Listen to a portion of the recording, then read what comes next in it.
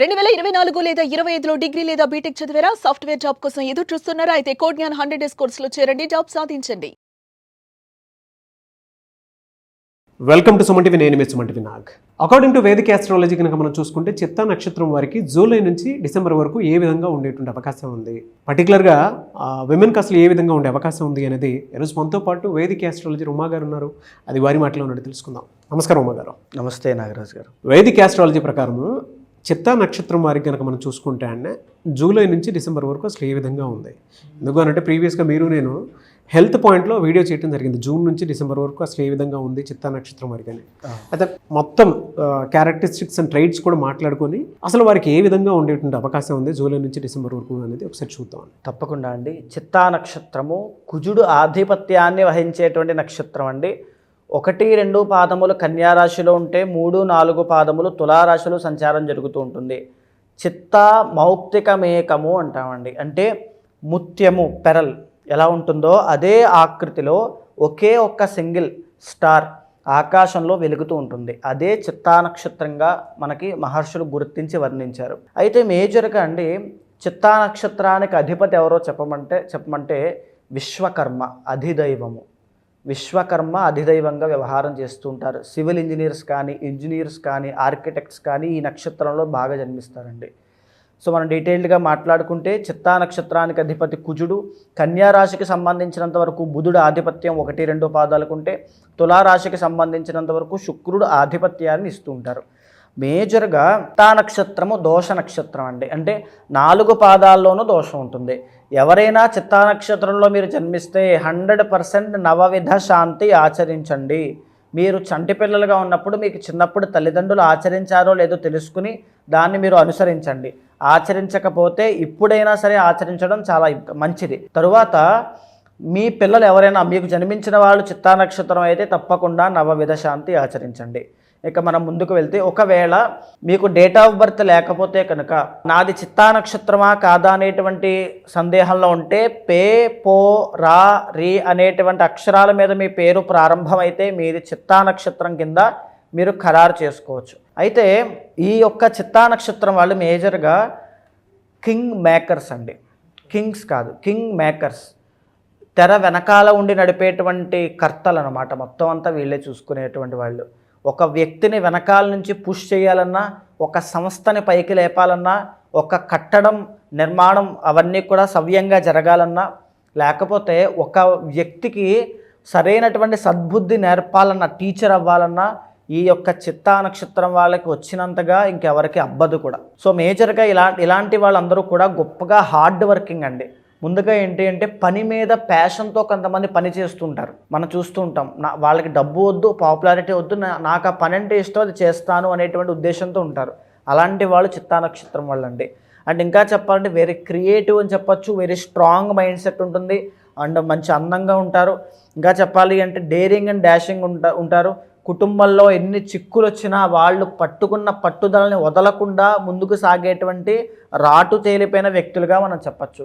ఎక్కడైనా సరే అడవిలో వదిలేసినా బ్రతకగలిగేటువంటి తెలివితేటలు, కెపాసిటీ వీళ్ళకు ఉంటాయి. అయితే వీళ్ళు బాగా రాణించే వృత్తులు ఎలా ఉంటాయి అని చెప్పబడ్డానికి శాస్త్రము ఆర్కిటెక్ట్స్ అండి, engineers, civil engineers, mechanical engineers, తర్వాత ఇంటీరియర్ డిజైనర్స్, ఫ్యాషన్ ఇండస్ట్రీస్, తర్వాత కాస్మెటిక్ ఇండస్ట్రీస్, ప్లాస్టిక్ సర్జన్స్, తర్వాత వాస్తు సిద్ధాంతులు, వాస్తు ఎక్స్పర్ట్స్ అనేటువంటి వాళ్ళు, లేకపోతే స్క్రీన్ ప్లే రైటర్స్ అండి, డైరెక్టర్స్, లేకపోతే ఈ కొరియోగ్రాఫర్స్ వీళ్ళు, తర్వాత జెమాలజర్స్, తర్వాత పెయింటర్స్, ఆస్ట్రాలజర్స్, వీళ్ళందరూ కూడా టీచర్స్, లేకపోతే వేదాంతం చెప్పేవాళ్ళు, ప్రవచనకర్తలు, మోటివేషనల్ స్పీకర్స్ అందరూ కూడా ఈ యొక్క చిత్తా నక్షత్రంలో కనుక పుట్టిన వాళ్ళు ఇలాంటి వృత్తులు అవ్వడం, అంటే పబ్లిక్ ఫిగర్ అవ్వడానికి ఎక్కువగా ఆస్కారం ఉంటుంది.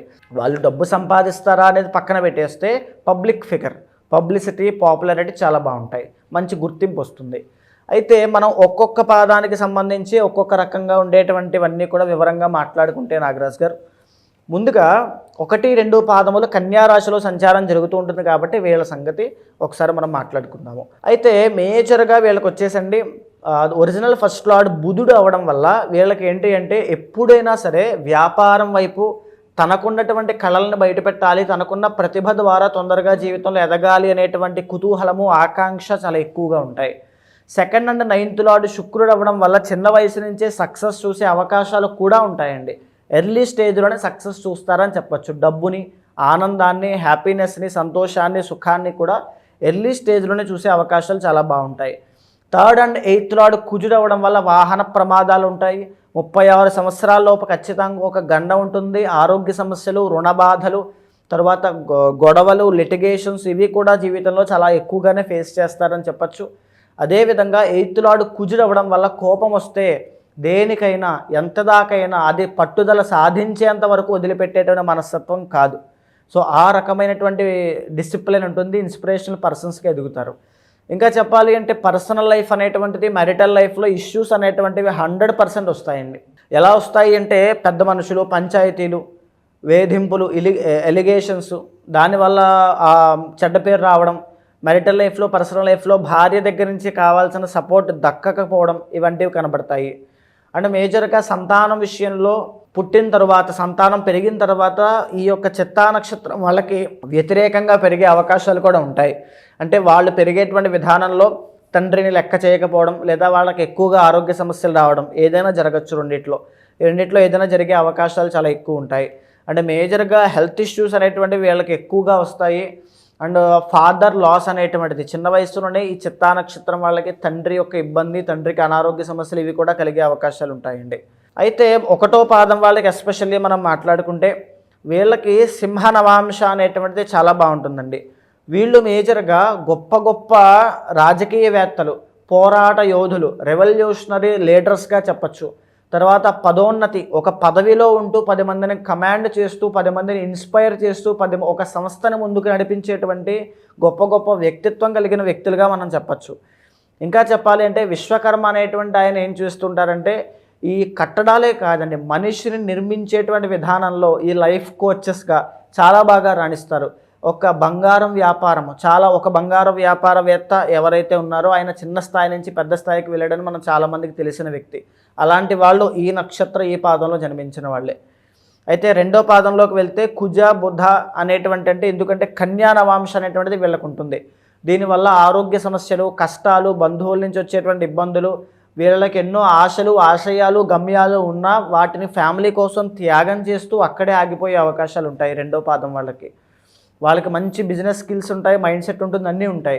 కానీ కొంచెం ఇబ్బందులు కూడా చాలా ఎక్కువ ఉంటాయండి. 2వ పాదం వాళ్ళకి కొంచెం ఇబ్బందులు ఎక్కువ ఉంటాయని చెప్పొచ్చు. లేదు మీ పర్సనల్ చార్ట్ బలంగా ఉంటే 100% సక్సెస్ చూస్తారు. మీకు nervous problems, ENT problems, family నుంచి శత్రుత్వము, ఇంట్లో వాళ్ళు ఎదగనివ్వకుండా ఆపడం, లేకపోతే ఏదైనా జరగచ్చు, మిమ్మల్ని తొక్కడం కానీ ఏదైనా జరగచ్చు. ఇలాంటి ఇబ్బందులు కనబడుతున్నాయి, జాగ్రత్త పడండి. ఇక 3వ పాదం వాళ్ళకి మనం చూసుకుంటే ఫిలిం ఇండస్ట్రీ అనేటువంటిది చాలా బాగుంటుంది. క్రీడాకారులుగా ఎదగగలిగేటువంటి టాలెంట్ వీళ్ళకి చాలా బాగుంటుంది. ఎస్పెషల్లీ కొరియోగ్రాఫర్స్గా, ఆర్ట్ డిపార్ట్మెంట్లో డైరెక్టర్స్గా వర్క్ చేసే అవకాశాలు 3వ పాదం వాళ్ళకి చాలా బాగా వర్తిస్తూ ఉన్నాయండి. ఇదే కాకుండా ఫ్యాషన్ డిపార్ట్మెంట్లో ఒక గొప్ప డ్యాన్సర్స్గా, లేకపోతే గొప్ప సింగర్స్గా చాలా బాగా వ్యవహారం చేసే అవకాశం వీళ్ళకి ఉంటాయి. 2వ పాదం వాళ్ళకి సింగర్స్ అయ్యేటువంటి యోగం ఉంటే 3వ పాదం వాళ్ళకి నాట్యకారులుగా, డాన్సర్స్ అయ్యేటువంటి అవకాశాలు ఉంటాయి. అయితే వీళ్ళకి వచ్చేటువంటి ఇబ్బంది ఏంటి అంటే మ్యారిటల్ లైఫ్లో లవ్ మ్యారేజ్ చేసుకోవడం వల్ల వచ్చేటువంటి సమస్యలు ఉంటాయి తప్ప మేజర్గా ఇబ్బందులు అయితే ఏముండవు. 4వ పాదం వాళ్ళకి ఈ వృశ్చిక నవాంశ అనేటువంటిది ఉంటుంది. జీవితంలో ఆరోగ్య సమస్యలు, రుణ బాధలు ఎక్కువగా ఉండడం వల్ల ఫైనాన్షియల్ ప్రాబ్లమ్స్ అనేటువంటివి ఎక్కువగా చూస్తారు. నెగిటివిటీ, వీళ్ళ కోపము, వీళ్ళ తీసుకునే ఇన్స్టెంట్ డెసిషన్స్, ఆవేశము, వీళ్ళ అహంకారము, వీళ్ళ ఈగో, అందరికీ అని కాదు, పర్సనల్ చార్ట్ బట్టి కూడా ఉంటుంది. దీనివల్ల చాలా విషయాల్లో నష్టాన్ని చూసే అవకాశాలు ఎక్కువ ఉంటాయి. కోర్టులు, కేసులు ఇవి కూడా ఎక్కువగా చూసే అవకాశాలు ఉంటాయని చెప్పచ్చు. డామినెంట్ స్పౌస్ అనేటువంటిది, అంటే వచ్చే అమ్మాయి లేదా వచ్చే అబ్బాయి వీళ్ళ మీద ఎక్కువగా డామినెంట్గా ఉండడం వల్ల అభిప్రాయ భేదాలు, మిస్కమ్యూనికేషన్ రావడం వల్ల వచ్చేటువంటి ఇబ్బందులు ఎక్కువగా ఫేస్ చేస్తారు. ఫ్యామిలీ ప్రాబ్లమ్స్ కూడా అక్కడ తలెత్తే అవకాశాలు ఉంటాయి. అండ్ మేజర్గా ఎక్కువగా కిడ్నీ అండ్ లివర్కి సంబంధించిన ఇబ్బందులు, ఊపిరితిత్తులకు సంబంధించిన ఇబ్బందులు వచ్చే అవకాశాలు 4వ పాదం వాళ్ళకి ఎక్కువగా కనబడుతున్నాయని చెప్పచ్చు. అయితే ఈ యొక్క జూలై దగ్గర నుంచి డిసెంబర్ దాకా అండి, ఈ 4 పాదాల వాళ్ళకి ఎలా ఉంటుంది అంటే మొదట 1, 2 పాదం వాళ్ళకి అయితే సామాన్యంగా ఉండే అవకాశం ఉంటుంది. 1, 2 పాదం వాళ్ళు పర్సనల్ లైఫ్ జాగ్రత్తగా చూసుకోండి. తర్వాత ఆరోగ్యం పట్ల జాగ్రత్త, పార్ట్నర్షిప్లో బిజినెస్ చేసే వాళ్ళు కాస్త జాగ్రత్తగా ఉండండి. మిగిలినటువంటి 3, 4 పాదం వాళ్ళకైతే మంచి అభివృద్ధి అనేటువంటిది కనబడుతోంది. ఇబ్బందుల్లా ఎక్కడ అంటే రిలేషన్షిప్లో లవ్ ప్రాబ్లమ్స్ కానీ, సంతానం కోసం ప్రయత్నం చేస్తున్న వాళ్ళకి మిస్క్యారీ అవ్వడాలు కానీ జరిగే అవకాశాలు ఎక్కువ ఉంటాయి. కానీ 3, 4 పాదం వాళ్ళకి మంచి ఫైనాన్షియల్ గెయిన్స్ ఉంటాయి, మంచి పేరు ప్రఖ్యాతులు వస్తాయి. ఈ టైంలో ఈ సంవత్సరం చివరి వరకు కూడా అద్భుతమైన పాపులారిటీ సంపాదించడం, జీవితంలో సెటిల్మెంట్ వైపు అడుగులు వేయడం, జీవితంలో ఒక కష్టాన్ని అనుభవించి ఇప్పుడు సుఖాన్ని అనుభవించేటువంటి బారిని పట్టడం, అంటే సరైనటువంటి మార్గంలోకి వెళ్తారని చెప్పొచ్చండి. సో కానీ రిలేషన్లో కానీ లవ్లో కానీ ప్రాబ్లమ్స్ ఉంటాయి. అండ్ మేజర్గా రాహుగ్రహ దోషం కాబట్టి డైవర్షన్స్, అలవాట్లు, వ్యసనాలు ఈ సమయంలో అలవాటు అయ్యే అవకాశం ఉంటుంది. కొంచెం జాగ్రత్తగా చూసుకోవాలి. సో ఏ చిత్తా నక్షత్రం వాళ్ళకే కనుక మంచి జరగాలి అనేటువంటిది ఉంటే 3, 4 పాదం వాళ్ళు మయూరి ఇంద్రనీలం అనేటువంటిది కుడి చేతి మధ్యవేలికి ధరించండి. అదే 1, 2 పాదం వాళ్ళకైతే ఎమరాల్డ్ పచ్చ అంటాము, దాన్ని మరకతము అంటాము, అది ఎడమ చేయి చిటికిన వేలికి ధరించండి. అద్భుతమైన ఫలితాలు ఉంటాయి. మంచి ఫైనాన్షియల్ గెయిన్స్, శుభ ఫలితాలు కనబడే అవకాశం ఉంటుంది దానివల్ల. వెరీ గుడ్ ఇన్ఫర్మేషన్ అండి. థ్యాంక్ యూ సో మచ్ అమ్మగారు. నమస్తే అండి.